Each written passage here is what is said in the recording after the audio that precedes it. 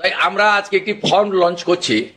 আমরা চেষ্টা করছি আগামী 2 তারিখের মধ্যে যারা এনরোলমেন্ট করতে পারবেন, আগামী বুধবার আমাদের ক্যাবিনেটের মিটিং এর পরে আমরা ডিবিটির মাধ্যমে ট্রান্সফার করে দেব। প্রথম কার্যক্ষেত্রে 1 তারিখ থেকেই বেনিফিটেড হবে তারা, জুন মাসের, কিন্তু যেহেতু এনরোলমেন্ট করতে হবে সেই জন্য আমরা আরো 2 দিন হাতে নিয়ে 3 তারিখে আমরা আপনাদের জানিয়ে দেবো।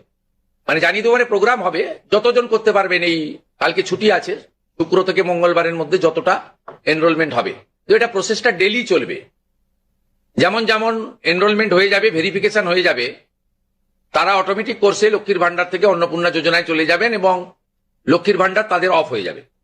যতক্ষণ না এনরোলমেন্টের প্রক্রিয়া কমপ্লিট হচ্ছে ততক্ষণ লক্ষ্মীর ভান্ডারের যে সুবিধা তারা পাচ্ছেন সেই সুবিধা থেকে তারা বঞ্চিত হবেন না। মানবিক সরকারের এটাই প্রতিশ্রুতি। তাই একদিনে সবাইকে ফর্ম ফিল আপ করতে হবে, লাইনে দাঁড়াতে হবে, হুড়োহুড়ি করতে হবে, সব কাজ ফেলে আজকেই না করলে কালকে বঞ্চিত হব, এটা নয়। এটা একটা পার্মানেন্ট আপনাদেরকে বেনিফিট সরকার দিচ্ছে তার নিজস্ব কোষাগারের অর্থ।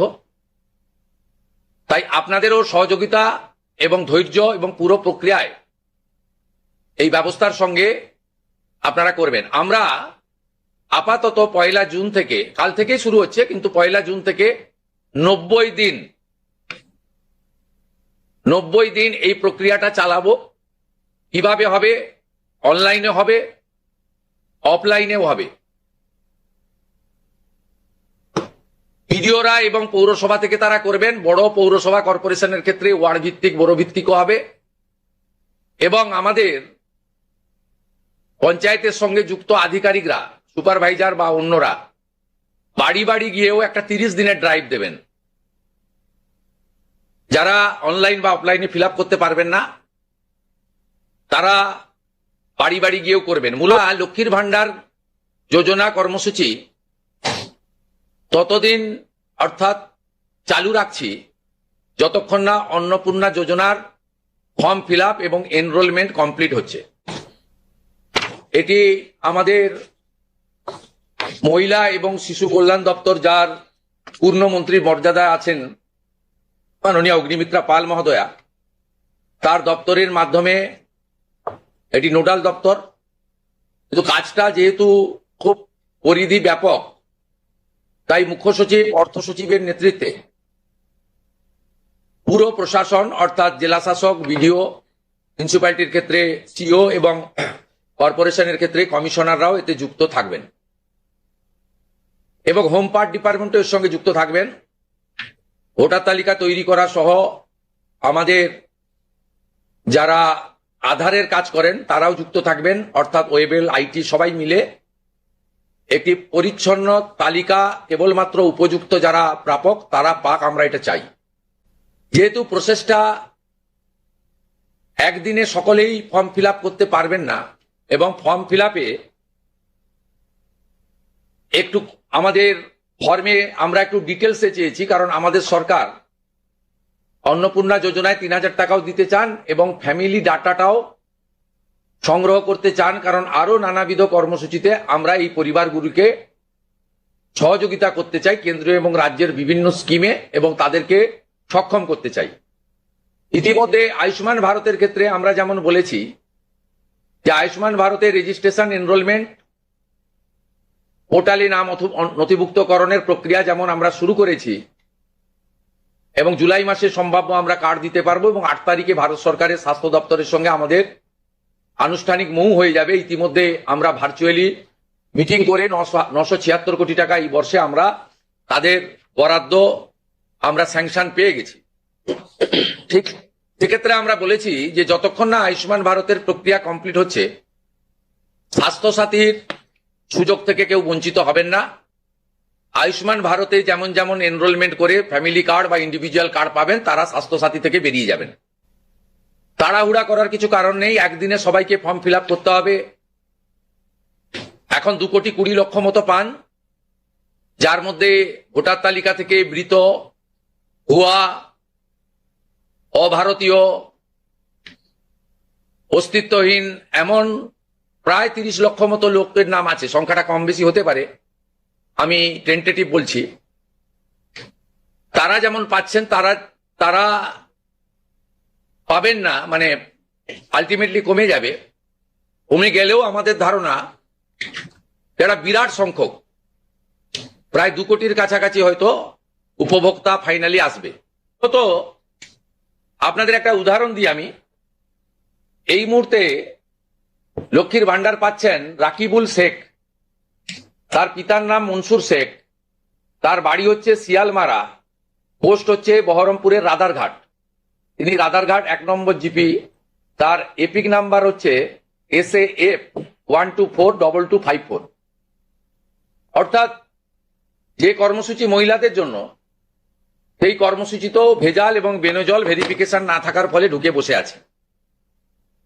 আমরা এই ফর্মে অনেকগুলি ক্লজ রেখেছি, খুব সিম্পল, এবং আমরা সহযোগিতা করব এবং বিডিও অফিস থেকে বিধায়কদের এই কাজে যুক্ত করা হবে।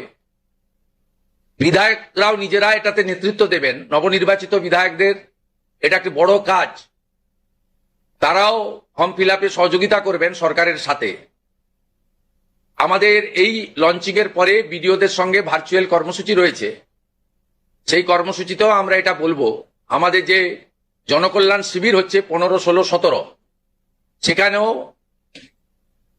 ফর্ম ফিল আপ করার বা সহযোগিতা করার, বা কেউ যদি কোনো একটি এই ফর্মের কোনো একটি ক্লজ বা কোনো একটি বিষয়ে তার কোনো কনফিউশন থাকে, সেটাও করতে পারবেন। আমরা এটাতে অন্নপূর্ণা যোজনার বেনিফিট যেমন দেব, তেমনি ফ্যামিলি ডাটাও সংগ্রহ আমরা এটাতে নতুন সরকার নতুনভাবে সংগ্রহ করতে চাই। আপনাদের সকলের সহযোগিতা প্রার্থনা করি। আমরা চেয়েছি রাষ্ট্রের মূল ধারার সঙ্গে যারা নাগরিকরা যুক্ত হয়েছেন তারাই বেনিফিট পাক। প্রথমত, যারা অতিরিক্ত ইনকাম ট্যাক্সের আওতার মধ্যে পড়েছেন তারা, অর্থাৎ এখন ইনকাম ট্যাক্সের সিলিং জানেন আপনারা, আমি আর উল্লেখ করছি না। সেক্ষেত্রে কোনোভাবে প্রকৃত প্রাপক ছাড়া যাতে না পায়, সকলকেই আমরা দিতে চাই।